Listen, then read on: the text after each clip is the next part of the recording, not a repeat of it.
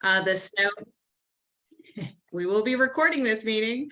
The snow starting to come down. I can't think of a better way than to spend time in community and learning. So I would just like to say again, thank you for being here. My name is Sashay Cantu. I'm the Director of Special Projects for the Tahoe Truckee Community Foundation. And also on behalf of our CEO, Stacy Caldwell, I want to thank you for joining us for tonight's Salon, a recap of the recent Workforce Development Summit. We can go ahead and advance to the next slide, please. The Tahoe Truckee Community Foundation has been serving our community since 1998. And you'll see here on the left-hand side of the screen, our mission. We connect people and opportunities, generating resources to build a more caring, creative, and effective community. And while attracting philanthropic resources is our primary area of focus, without consistent strategy and leadership, money won't go anywhere.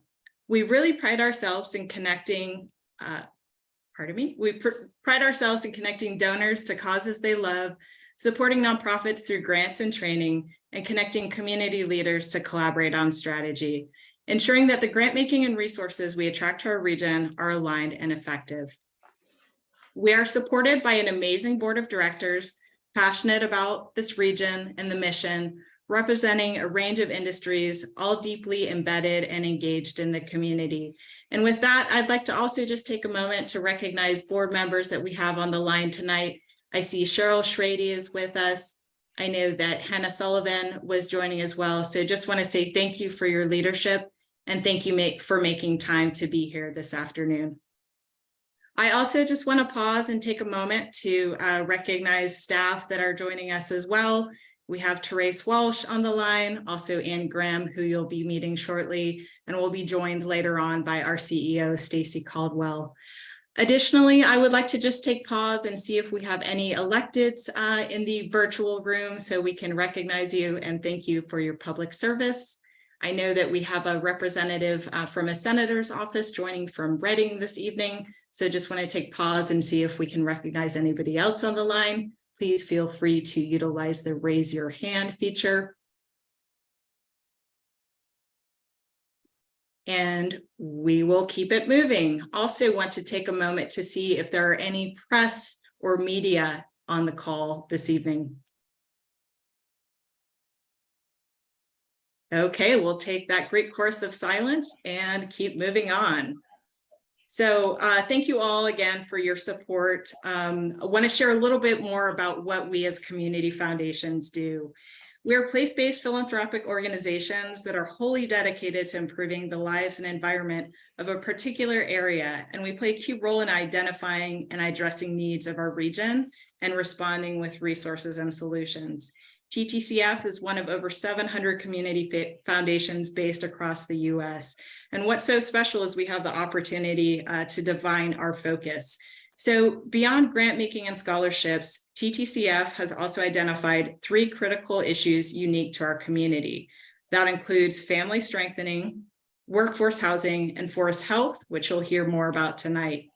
Each of these initiatives are supported by a group of stakeholders who work together to advise and collectively tackle the challenges we face, challenges that require more than one agency or more than one grant to solve. And over nearly 25 years, we're proud to have developed not only trusted relationships, but capacity in the region. And now to our forests. We'll go ahead and take the next slide, please. Thanks. As partners in this effort, we know that as a community, we must continue to do all we can to mitigate the risks for the not if, but when wildfire finally reaches us. Forest Futures is a bold, entrepreneurial, and strategic model for how community foundations across the country can take a leadership role in confronting the local impacts of climate change. As part of Forest Futures, we've identified 3 areas of impact, and they are as follows. Protect communities. This is really the work for fuels reduction, establishing fire breaks, and making sure that key evacuation routes are clear, and our efforts to support the development and use of technology to keep us informed. Our second area of impact is build a forest economy, and this includes funding for workforce development, infrastructure, and industry to utilize hazardous forest waste while also strengthening the economy in our region, which we'll hear more about tonight. And finally, our last impact area, accelerate market solutions. This involves scaling and speeding forest management while also creating a model that can be replicated in other global mountain communities. As part of the campaign, we are deploying flexible and nimble capital to fill needs and gaps that accelerates projects, permits, and community progress, with funds flowing into the community almost as quickly as we can raise them. We're proud to report that we've raised over $5.6 million to date and have also released $1.9 million into the community for critical fuels reduction and projects that support workforce development programs as we protect our community and build a forest economy for our region. Without further delay, I'd like to introduce Ann Graham, Forest Futures Program Coordinator. Welcome, Ann. Thanks so much, Sasha. This is also our list of grantees that we did not advance through, but thank you all so much for joining us this evening. Before I introduce our two speakers this evening, I just want to remind everyone to please keep yourselves muted as we have our speakers present. And then after we have our presenters share this evening, we will have a question and answer and discussion portion of our salon. So we do encourage you to type questions into the chat throughout the presentation, as our TTCF staff will be recording those questions from the chat and addressing them during that Q&A at the end. But tonight we'll be discussing the first annual statewide Forestry Workforce Summit that built upon the first ever Forestry Workforce Summit that took place in South Lake Tahoe last year. Forest Futures was the presenting sponsor of the summit this year, and after attending the summit myself, we found much of the content discussed to be very critical, not only at the state level, but really to our community as well. So we wanted to bring this information back to the salon format and present it and have our two speakers this evening share out the valuable information that came from that summit. So our first speaker this evening is Jeffrey Clary, who's the Senior Director of Climate Strategies at the Foundation for California Community Colleges. This is a new area of focus at the Foundation, bridging existing institutional strengths in workforce development, equity, and community impact, and facilitates the operations to address climate-related challenges facing Californians. Jeffrey brings many years of experience navigating institutional ecosystems and creating partnerships to build programs to achieve impact. Prior to joining the foundation, he served as the administrative director for the UC Davis Natural Reserve System, which is a network of research, teaching, and outreach field stations located in natural settings across Northern California. For more than 5 years, Jeffrey proudly served as an adjunct professor at the Consumnes River College, where he taught biology and biology lab for future health and veterinary professionals and for biology majors. He also served a year as a graduate program coordinator in the plant sciences for a consortium of universities in Switzerland, which sounds pretty cool to me. Clary earned his Bachelor of Science in Biology at the University of Texas, Austin, and his PhD in Ecology at the University of California at Davis. Jeffrey spearheaded the planning to make that statewide Forestry Workforce Summit happen in collaboration with the UC Davis Institute for the Environment, and we're welcoming him warmly back to our Salon series as he's presented with us before. Our second speaker this evening is Sarah Heard. Sarah leads MarketLab, a unique function at the Nature Conservancy that uses economics, finance, and business strategy to accelerate conservation.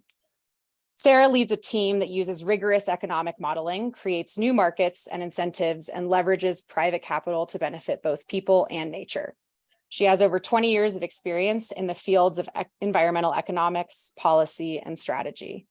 Before joining the Conservancy in 2015, Sarah was a consultant at Blue Sky, where she advised Fortune 500 clients on incorporating sustainability into their business, and AECOM, where she helped launch their environmental economics practice. Prior to that, she staffed the Committee on Natural Resources and Agriculture in the Massachusetts legislature. Sarah has a master's degree in public policy and environmental planning from the University of California, Berkeley, and a BA in political science from Amherst College.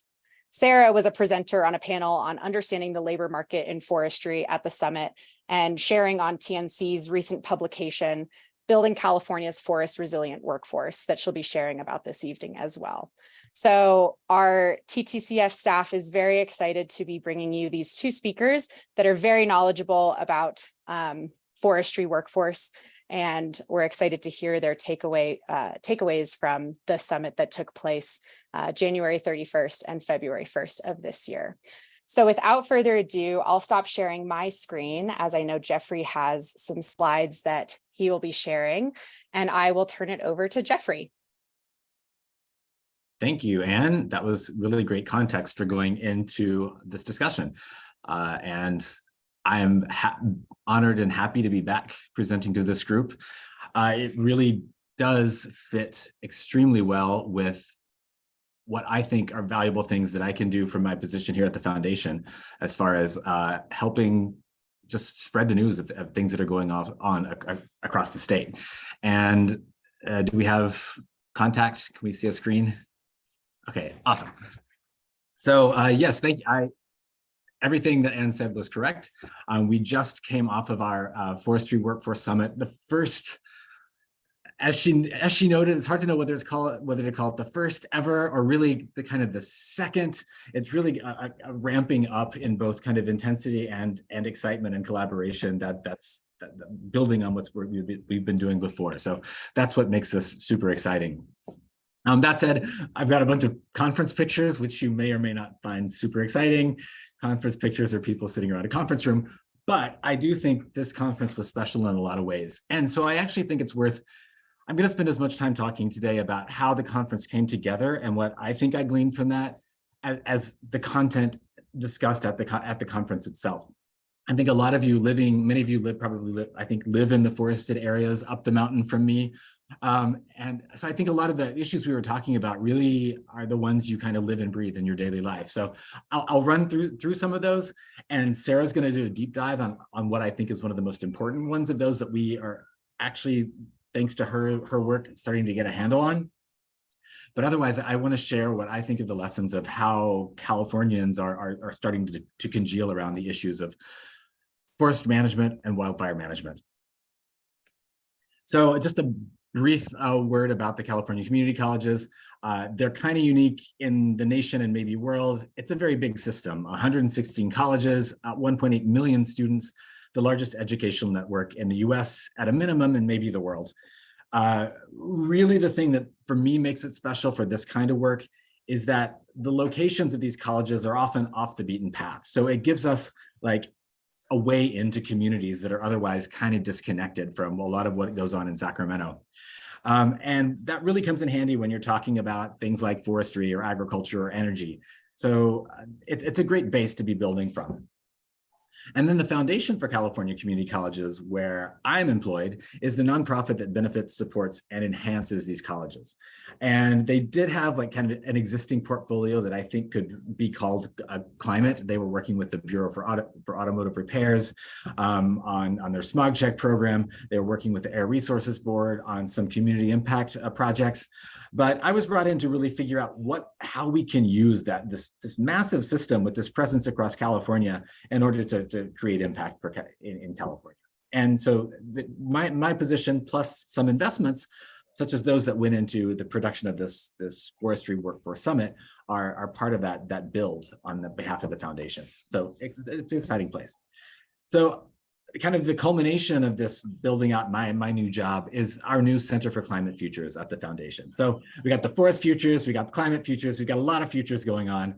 But it really is focused from my perspective on some pillars of what we can do. So facilities and operations of our big physical plant, colleges and communities where we can get into communities and distribute resources, and then workforce development for all of these super important jobs that we have to do as a state, like getting our forests into a state where our communities can be resilient and we can spare ourselves the worst of these environmental disasters that seem to be happening with some regularity. And then the foundational project of our Center for Climate Futures is the Resilient Careers in Forestry project, which is a $22 million project funded by the Department of Commerce. And this is what I talked about last time I addressed this group. And our goal with this is to get 1,500 new people into jobs supporting forestry and fire management. So it's a big task, but it's an important one, and for me, it's been a really fun one. Most of these resources are going straight to the ground to our partners who are providing trainings and other kinds of supports to people that can end up in good jobs in these professions. So jumping back to what Anne kind of mentioned, the inspirations for the summit. My inspiration for the summit certainly came from the Lake Tahoe Community College event that was held back in spring of 2022. Carly Murphy is one of the people that was certainly central to making that happen. And that was a kind of a regionally focused conference. It was kind of a smaller venue. I think there's maybe capacity for 80 people, but the energy that grew out of that room when we saw what happened when you put people working at various aspects of the workforce in forest management together, even if they're coming from very different approaches, like, the people looking at the actual training programs themselves, people looking at how to build interest and awareness of professions in forestry, people from agencies who are just trying to achieve their mandates from the legislature. The conversations were really pretty electric, but it was only one day. It was way too short. And so walking out of that, it was already pretty clear that it needed to happen again. And we needed to already be thinking about how to bring in more people to the table and take it statewide, because there's just no reason to deprive people from the information sharing that was happening with that. Fortunately, around that time, shortly after that, we were awarded that Good Jobs Challenge project, which also gave us kind of the financial excuse to just, go ahead and jump off that cliff and decide to put on a conference with me leading the project, who has zero experience putting on conferences. But I did have this amazing team of people on the Good Jobs Challenge project who were out there in the field, close to ground level, had great contacts. And so we were able to just pull together this massive list of people doing things across the state and start just talking about what would be interesting to throw together and which conversations can we get going. The other thing that was really cool about this, there were over 50 speakers at this event, which is absolutely insane. But when I was inviting people to participate, I think I might have gotten 4 or 5 rejections to participate. And it was always because they couldn't because of a scheduling conflict. People's willingness to jump into these issues is really pretty amazing right now. I've never seen anything like it, just kind of professionally when you're trying to get people together to do something. I've just been blown away by people's response. So it's also just really, it's also interesting, what are you trying to do with this? And who are we talking to? I'm from a foundation that supports education and educational institutes. So it would be very easy for us to go down this road where we end up with a room full of educators talking to each other about getting people into forestry professions, when really most of us have never been in a forestry profession ourselves, but we do know how to talk about education. So I was definitely afraid going in that we were going to end up in that kind of talking to ourselves situation. However, when we actually started seeing the people who were signing up for this, I was super excited. And so you can kind of see the breakdown here. We did have a solid contingent of educators, but we also had a very broad array of NGOs coming from all different directions, big agency presence, both state, federal, and also local governments, so county governments as well, which I think is really important in all of this. We got industry, all the big timber companies, and some of the smaller ones were sent a presence, which I was super thankful for, because first time conference, we're new to this business. People being willing to send their representatives to this was really valuable. We also had workforce boards, some tribal affiliates we were very happy to see. And we were able to sponsor some students to attend. So we had 5 students from community colleges in forestry programs at California that were sponsored through the Native American Students Association. So it was really great that we were able to throw all of these people in the mix together. The goals of this were super broad. It's the first time for the statewide conference, so we just wanted to start the information flowing across sectors and across what we all know is difficult geography. And then to just identify those key workforce barriers, and most importantly, give people points of connection so that they could walk out the door with new people to partner with. They don't feel alone. They don't have to reinvent the wheel again and again. And then if it's all successful, figure out how to move forward.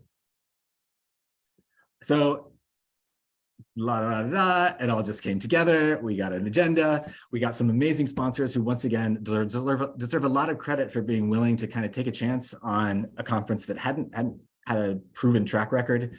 Forest Futures was one of those, and we were super happy about that. But frankly, it was such a great group of sponsors that complemented what we were trying to do. And I also just want to say, I'm pretty proud of this event. Just some informal measures of success. We did get those sponsorships. Our aspirational goal when we set this up was, maybe the capacity of the room was 200. Let's aim for 200. We actually got that, which is kind of crazy. And then we got a 96.5% check-in rate for people who had signed up.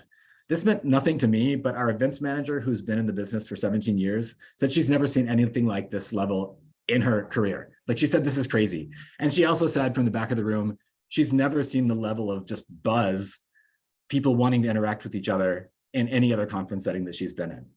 We even had people people from the UC Davis conference staff, and then our own conference and AV staff were totally into the content. They were coming up wanting to talk about forestry professions after the thing. And these were people who had absolutely no interest in the thing walking in. So those informal measures look great.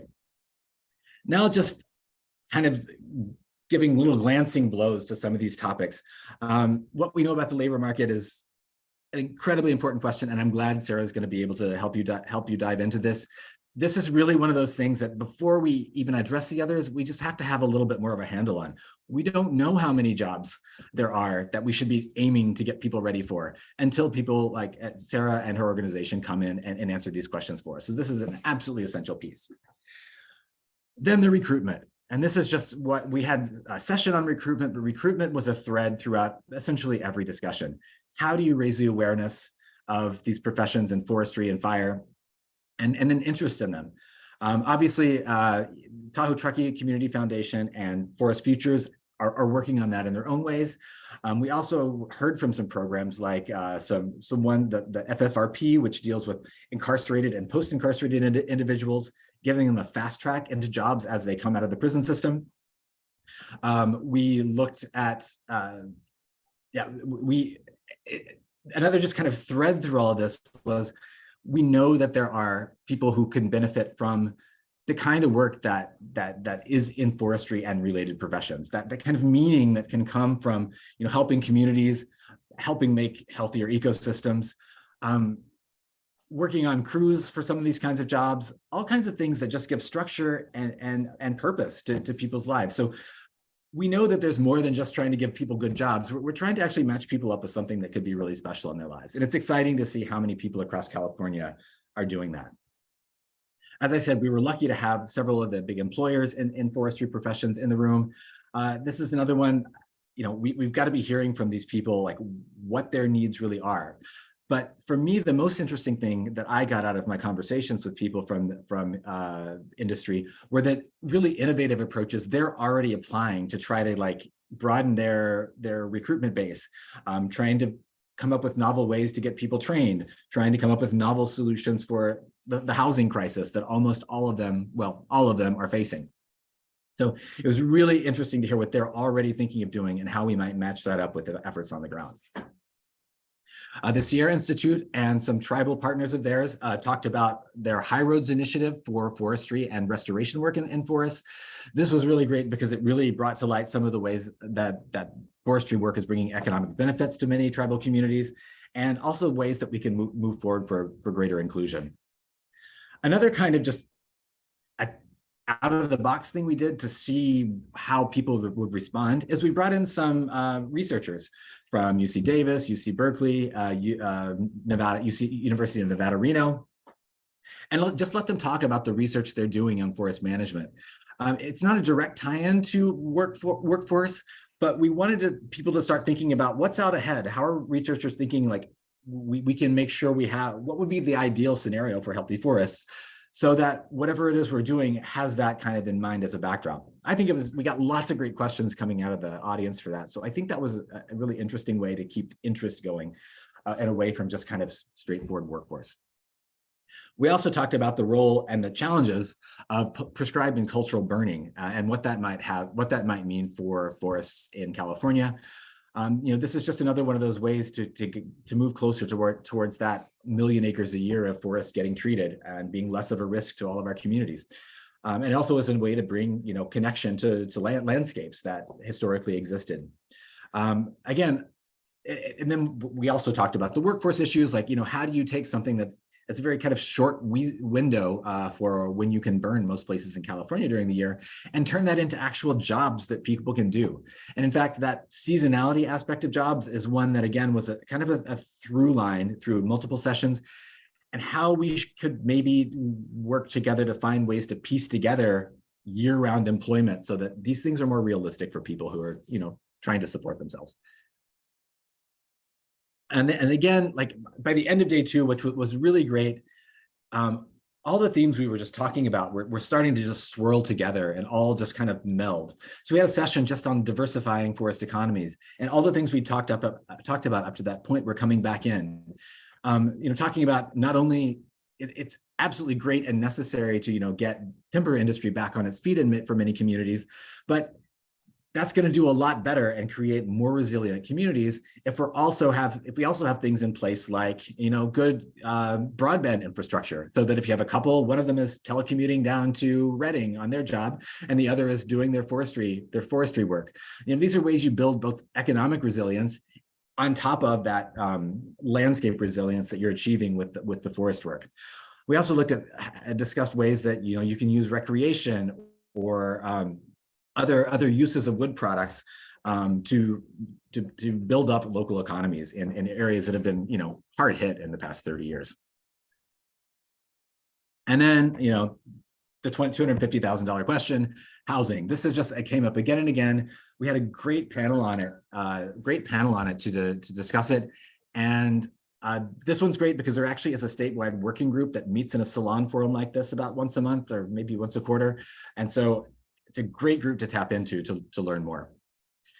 I'm at 14 minutes, so I'll just kind of speed ahead to my end. In the end, I think people were super happy. We had a very high response rate on our survey, that I just got our survey results back today, so I haven't had time to process them fully. But we got 76% of people who attended gave it the highest rating that was available, and the rest, and 20% of the rest were satisfied. So I think we did a good job for a first round. What do people want to see more of? I mean, it really was the obvious stuff. Deep dives into these things, workshops that really let us explore these ideas, more breakout time to network, and maybe, less talk about the challenges and more focus on the solutions. And then it really does look like future events is something that people are looking for as well. And that's something that I'd be, super excited about.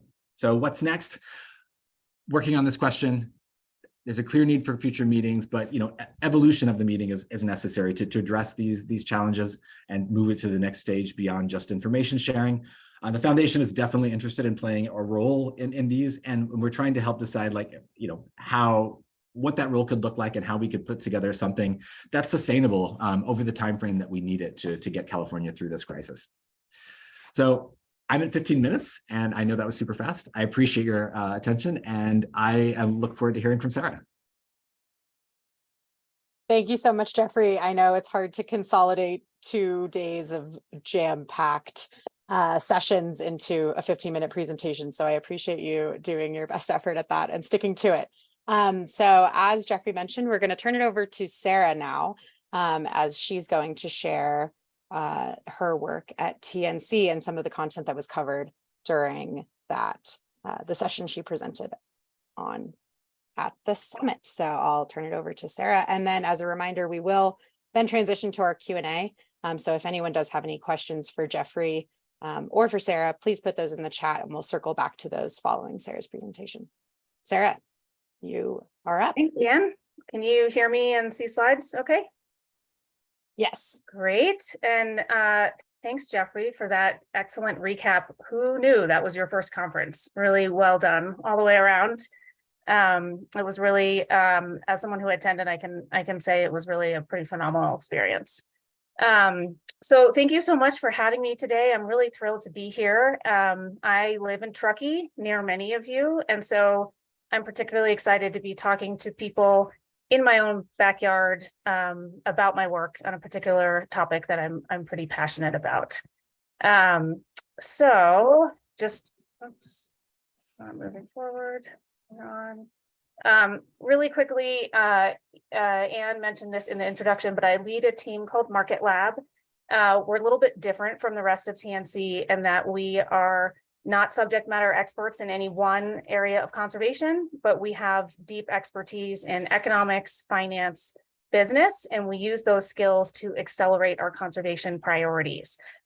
This also includes policy analysis, which was particularly relevant here.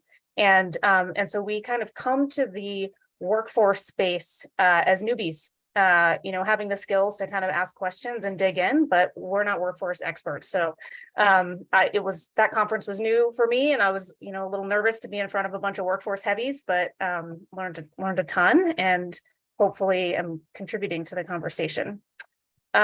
So for a very long time, TNC has been focused on restoring our forests, particularly in the Sierra Nevada. For those of you who aren't familiar, the Nature Conservancy is a global conservation organization. And the main problem was there's not enough money. And so I actually worked quite a bit on what are different ways to unlock investment in forest restoration. That is not the problem anymore. We have a lot of funding flowing into forest restoration in California. Over $1.5 billion just from the state and the feds for the next few years. What we now have is a shortage of infrastructure and workers.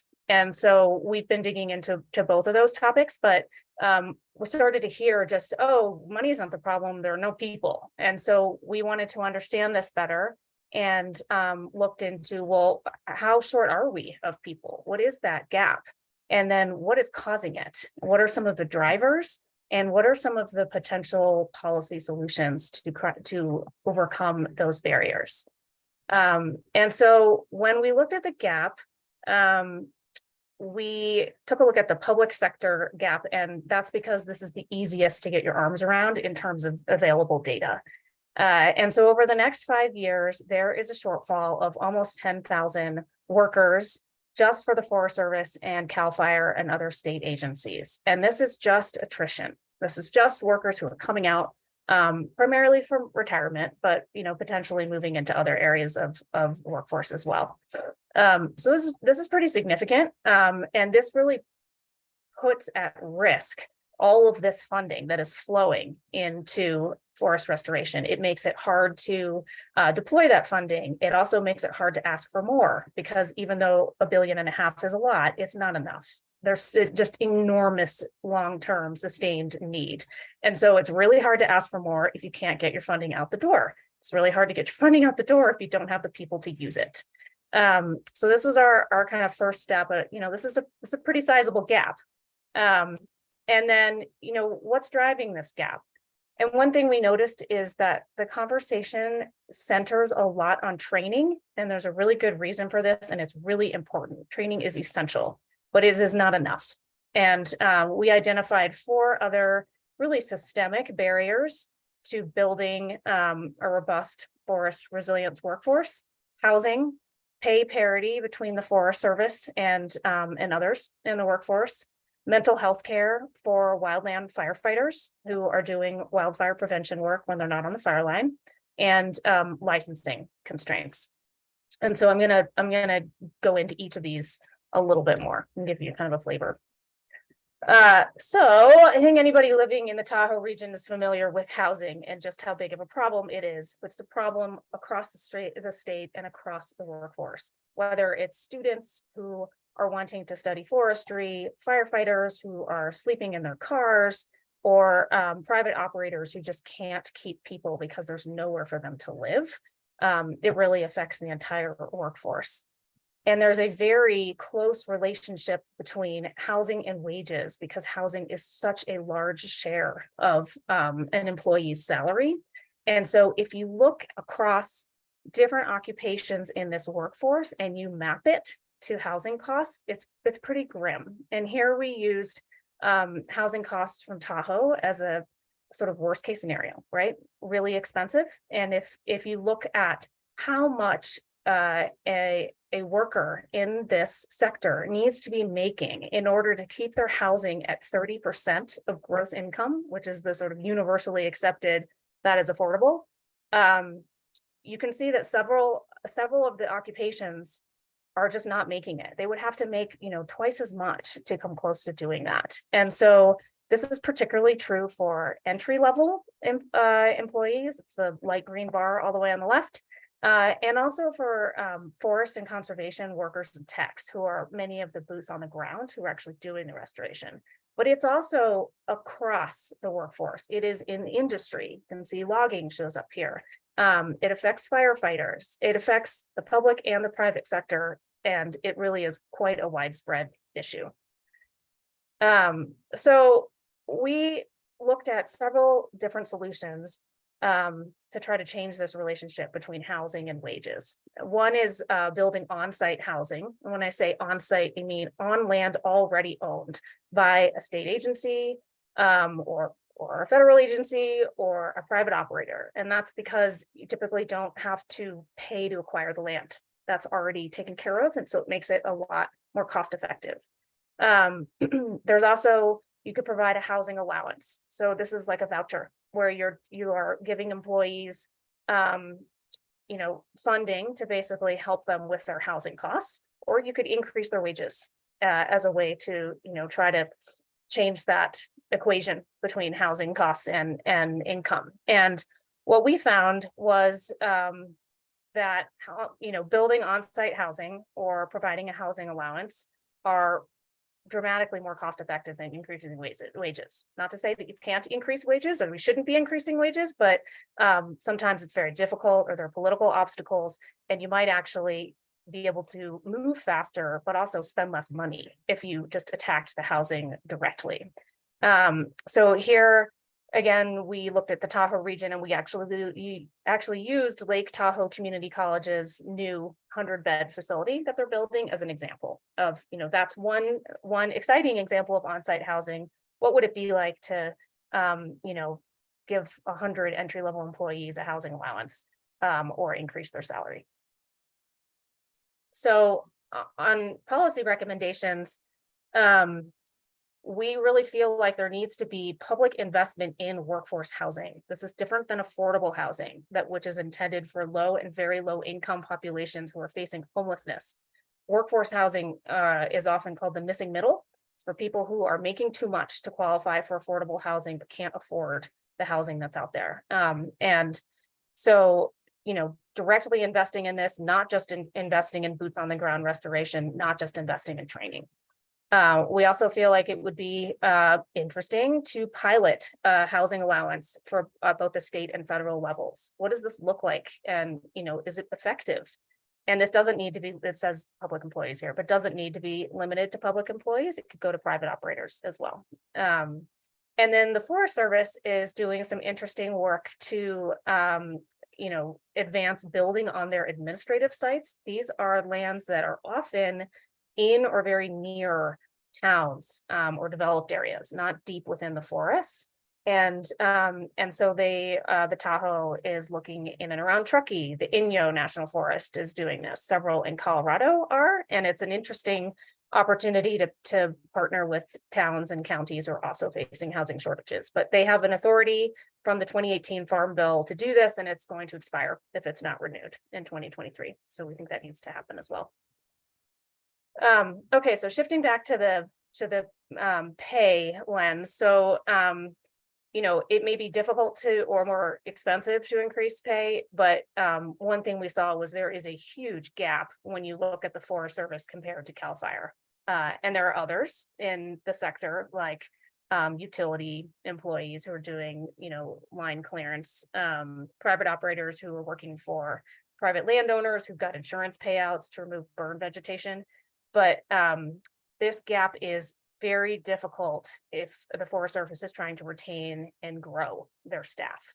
And it makes it very difficult for them to meet their ambitious restoration goals if they don't have a staff. And so, in talking to the Forest Service, they feel this all the time. They see it happening. They train people, they can't keep them.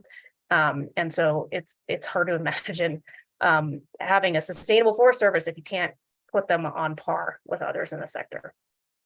So in this one, we just recommend that California-based Forest Service employees be on par with CAL FIRE. There's been some attention to pay parity at the federal level with respect to wildland firefighters, but it needs to be expanded to the entire kind of forest resilience sector or all Forest Service in California, and it needs to be permanent. The progress that's happened is just temporary. So turning to mental health, so wildland firefighters are just in a completely different job than they were several decades ago. The kind of way that the wildfire season has extended, oftentimes year round, has gotten much more severe, has turned this into a job where many are facing basically post-traumatic stress disorder on a regular basis. And so CAL FIRE in particular has seen really spiking rates of suicide, of kind of substance abuse and alcoholism. And about 2 years ago, 10% of their permanent workforce quit, which is twice the 4-year average. And they're just, it's a pretty severe situation to be in as an employee. And, you know, this extends to the federal wildland firefighters as well. And so it's hard, again, to think about reversing that attrition or to growing, even with lots of funding flowing into CAL FIRE to build their workforce and try to relieve stress from their employees, if there isn't some sort of reckoning with the mental health crisis that's happening. So in this case, we recommended an assessment at the state level by someone who is knowledgeable, a third party knowledgeable in post-traumatic stress from related to the workforce, to basically determine what is needed. Are there changes to working conditions needed? A lot of CAL FIRE employers are working 40-day shifts with forced overtime, and a small amount of money for real kind of urgent near-term actions, with the idea that there would be more coming for whatever is identified as a solution. And then there's been some progress at the federal level here. There's a new interagency mental health care program for employees of the Departments of Agriculture and the Interior. It's too soon to tell whether this is effective, but it's something to watch. It's something to evaluate to see if it is effective. If it's not, something to kind of figure out what to change. If it is, it could be something to model. And then finally, the fourth barrier is licensing. And we identified two particular areas of the workforce where licensing acts as a constraint. The first is around registered professional foresters, or RPFs. And these are the folks who are both at the beginning of the restoration pipeline. They're doing the planning. They're also on the oversight side. They're making sure the implementation is carried out as supposed to be. And these guys are, and women are retiring more than twice as fast as they are being created.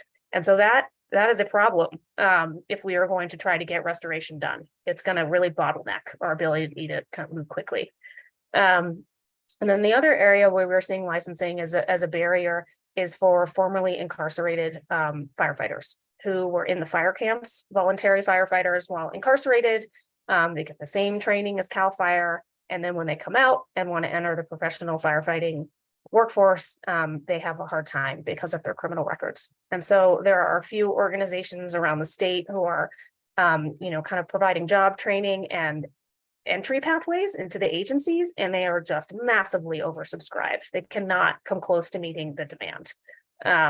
And so this is an area of the workforce that is trying to get in, right? The workforce is contracting and these folks want to get in. And so we really need to be looking at relieving the constraint so that these folks can enter.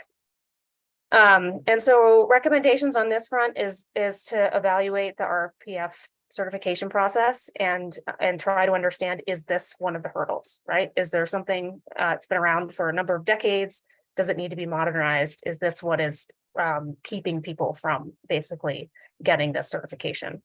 And then also just to look at opportunities for additional investment in training formerly incarcerated firefighters, but also any policy change that might be needed to ease their entry into the workforce. There was a state bill a couple of years ago that was intended to provide expungement opportunities for these folks, and it's not really turned out many. And so while well-intended, looking at, what are the reasons for that? And is there something that needs to be tweaked here so that the bill is actually delivering on its intended goal. So that was a flyby. I think we put a lot of this and more in the policy brief that we put out earlier this month, and I would encourage you to check it out. It's at this link, and also I'm happy to send it out and share it around. Folks are interested. But thank you so much, and looking forward to the Q&A. Thank you so much, Sarah. I saw those numbers when you presented at the summit, and they continue to be both jarring and motivating to want to find solutions to that. So I hope others feel similarly seeing a lot of those statistics. Before we roll into the question and answer portion, I see that Stacy Caldwell, TTCF CEO, has joined the call. I just wanted to give Stacy the opportunity, since she also attended the summit, if she had any context setting, given that it was a statewide summit, if she wants to share any remarks on bringing it back kind of to our local Truckee Tahoe region. Thank you, Anne. Thank you so much, Sarah, Jeffrey. Good to see you both. I think that for some, you might have kind of the question of how does a regional community foundation kind of get engaged at this level in statewide workforce strategy. And it's just so clear that just like wildfires and forests know no boundaries, we're going to have to think differently about how to solve this problem with the workforce. And we see so many of the same issues within our community that Sarah just highlighted as barriers to progress. And so we've spent a good amount of time looking at housing in our own region. And so we felt great to share some of the work we've done with our peers across the state on housing. Or we have a behavioral and mental health roadmap that we have launched within the last year. And that's another, offering that we can bring to the table. There's definitely this rural urban connection, especially in our region, as we are a primarily tourism-based economy. We have that connection and we see people using the forests. And so we think that there's something there to pay attention to in trying to solve this workforce plan. And we saw that conversation unfold at the summit. So the summit itself was just this rich conversation across a multitude of stakeholders in trying to solve this. We talked about pathways into these types of careers and the next generation coming into these careers, how to remove the barriers like we talked about, but where there's also some opportunities. And we talked about gamification and giving, easier ways for people to understand how they can start and where they can progress in a career. And so I just think that learning with our partners across the state, being in service to those conversations of what we've been able to learn, knowing that more and more people want to be proactive in climate action, people want their careers to be more purpose aligned. I just think that there's something for us to learn as well as something to offer. And it was just a real pleasure to participate. And kind of the last thing I would say is kind of what Carly opened up in that first gathering in South Lake, and then what Jeffrey and team really dug into, and where the work ahead is in activating this network so that they can navigate to each other in a very easy way, so that those looking for jobs can have a handoff from one kind of stakeholder group to the next. And so, when we looked at trying to figure out what programs are there in the region to build up that workforce and what academic certifications are there, there wasn't really a one-stop shop to help some of our scholarship recipients in the high schools think about this as a career path. They live here, they grew up here, they already shovel a ton of snow, so we know they have the manual labor kind of element to growing up here. So it seems like they would be naturally inclined, but even just paving the way for them to take that step, there's just not a lot of resources. And those resources have to get cobbled together and made easier when this network that this summit brought together has an easier way of navigating and activating. So anyway, I just wanted to add that kind of layer of thinking from a community foundation standpoint, because while our region truly that we serve primarily is our school district up here in North Lake Tahoe and on the California side, there's a reason for our community to care about the success of a statewide effort related to workforce here. So thank you for that opportunity, and I look forward to the questions as well. Yes, thank you, Stacy. So we'll transition now to our Q&A, and we haven't had any questions come in the chat. So if anyone has a question, feel free to use the raise hand function and we can just have folks unmute and ask any questions. But I have a couple questions myself. Jeffrey, I know you said that with the surveys coming in and kind of your own time to process all the information that was covered, you're still figuring out what those next steps will be.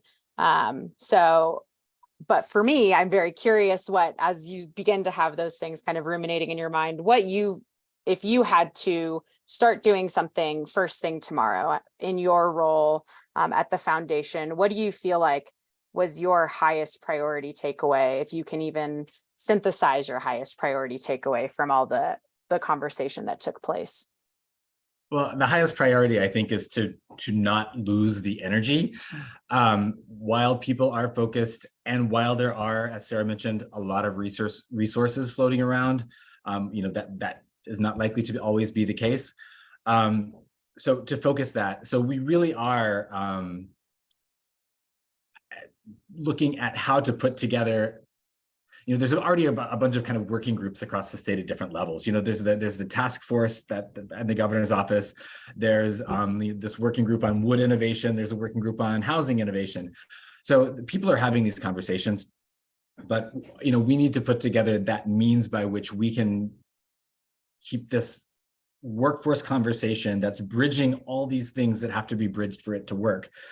A single bottleneck along that pathway between recruitment, getting people into a program, getting them placed into a job, having them housed and have their basic needs met, their mental health needs met through that entire pathway as well. Like you drop one of those things and it doesn't happen. So, at some level this has to happen. So I think it really is putting together, we're looking at models that are already out there, like maybe along the lines of the California Economic Summit, where there's just a committee that keeps it going. Maybe it rotates around where it actually happens. For example, I know Becky Rowe up at Shasta College, she and her college are very excited to host maybe the next iteration of this, because for a lot of the people in the logging industry, that's home base. So we actually probably could draw on a lot more of that employer side of things if we were to do that. So we are very focused on just keeping this channeled in a way that makes sense, that we're not owning it, that we're just making it possible for everyone to be contributing to it. So that's tomorrow. I guess that springboards me to another question. Do you feel like you gave us the breakdown of who attended. Do you feel like there was anyone missing from the table that should be really critical for us in our community to be reaching out to or engaging as a really critical part of the conversation? Yeah, I would like to see that balance. I would like to see the educator component scooch down to about a quarter, so that really it's the educators, the trainers listening to that other 75% of people that are doing all these other things. So honestly, we learned so much from just those community-based workforce boards, those kind of public-private partnerships. Those people know all the issues, and almost all of them are trying innovative things in one or two areas. And so seeing that come out, for example, someone from Butte County administration was talking about, housing in Butte County, which is a really, really big deal. And they've invested a ton. And so it was just amazing to see that get shared out to the rest of the state that way.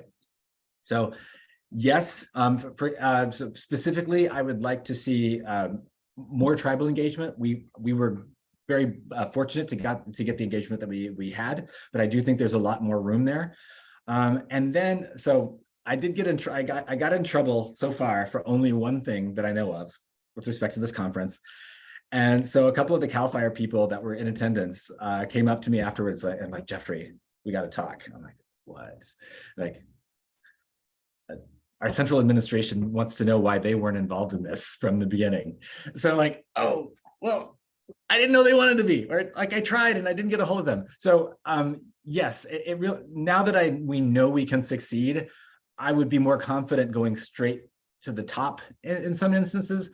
That said, what kind of made this special in one way, we had 50 speakers. We did not do introductions besides name and affiliation in that entire time. People's interaction with the people on stage was only based on what they had to offer. And I think that's the spirit that I think felt really nice and refreshing to me, and I hope to other people. And so I think it's awesome that CAL FIRE is mad at me, but I'm also like, I love what we did and I want to keep doing that. Yeah, a good reason to have someone mad at you, it sounds like.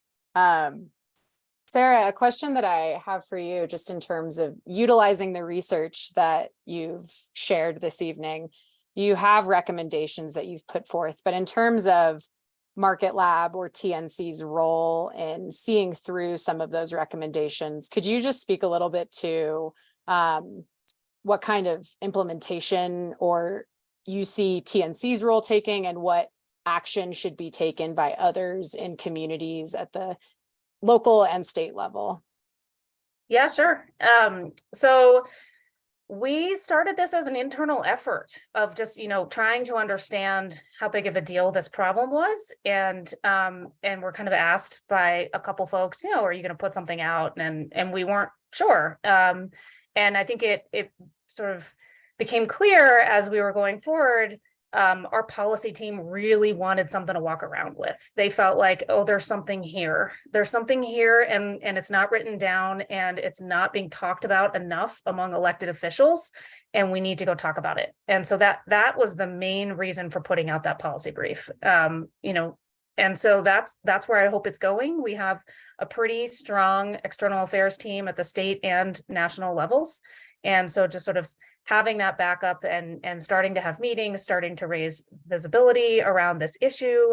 I think it's really important to understand that, yes, there's $1.5 billion flowing to forest restoration. It's not all the right kind of dollars, right? Like we need different kind of dollars in there, or it's going to sit. And so I think that's really important. I would really like to see some of those recommendations funded. I think we're entering a tougher budget year than we've been in, which is unfortunate, but I don't know. I think that's my hope. I also think there's potentially opportunity to try some of it on a smaller scale. Like I'm particularly interested in looking at the housing allowance. I know, Stacy, you guys have done this and been leaders on this, which is really exciting. But is this something we could pilot pre-public funding and kind of catalyze it and demonstrate it, and then you have a small example, and it makes it even easier for the funding to flow because you've demonstrated it, rather than kind of asking to test at the state or federal levels. And so that's my hope, is that we can start to make some headway. And I think the other thing I'm hopeful is, as there are so many conversations going around about these topics, and so many people who know a lot more than we at TNC do about this issue, and can this contribute to that, right? Is there a role for what we've put out to help advocacy for? I think what we need is a much bigger investment in our workforce.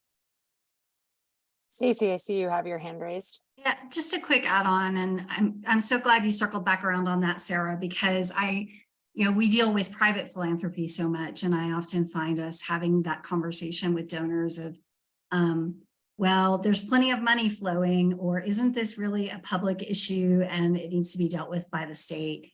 And the flexibility and the nimble capital that can test ideas, flow in directions that public dollars cannot. It's really important for our local communities to be able to get creative and, like you said, be able to demonstrate what works and take a little more risk than you can with taxpayer dollars. So I think it's an important add-on when you see those kinds of numbers coming out of the state, is there's still work to be done and offered at the on-the-ground philanthropic private level. Thanks I for that, completely Susan. agree. We are heavily donor funded. So I feel that. And I, kudos to you guys for being way out in front. And maybe there's an opportunity to even kind of look at what you've already done and try to tell that story a little bit and make the case, and kind of build on that in maybe the private or the community-based space before pushing for it publicly. Absolutely. I want to see if anyone else in our audience that's here has any questions they'd like to get off to presenters, or any of my colleagues that are on the call as well.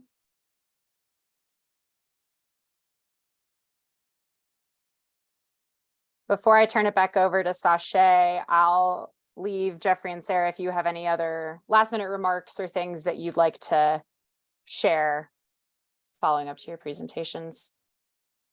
Just thanks so much for the opportunity. It's really been great to share it with you, and I'm a big fan of what you guys are all doing. So thanks for having me. Absolutely the same. I appreciate the opportunity, and working with Tahoe Truckee Foundation and Forest Futures has been really, really important for us. Yeah, and I know our work will continue. It does not stop at this salon. I know we'll be in touch and be doing a lot more together in the future. So with that, I'll turn it back over to Sashay to close us out.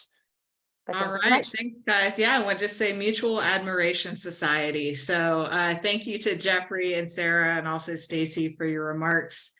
Provocative data, and I think we all have a lot to noodle on after today's session. So just want to say we're so grateful for your time and for your ongoing efforts. Also, thank you to all our guests for joining us tonight. As a matter of housekeeping, we're going to have a brief feedback survey linked in the chat, and you'll also receive an email in the coming days with a link to a recording of tonight's discussion. The recording will also be available on the TTCF website as well as our YouTube channel, and wanted to just also highlight upcoming events and opportunities to stay engaged with the foundation. We hope that you'll continue to choose to learn more about Forest Futures by either visiting our website, continuing to attend salons, reaching out directly, or considering support with your philanthropy. You'll see some key dates of upcoming opportunities. This includes our work in housing, as well as the Truckee North Tahoe Forest Management Program application, which is an exciting new development in partnership with CAL FIRE. Our upcoming Forest Future salons, we've got another date on the calendar for March, and also a quarterly meeting with the Mountain Housing Council. So again, thank you to all for spending a little portion of your Wednesday afternoon with us in community and learning, and special thank you again to our guests this evening. Have a good night.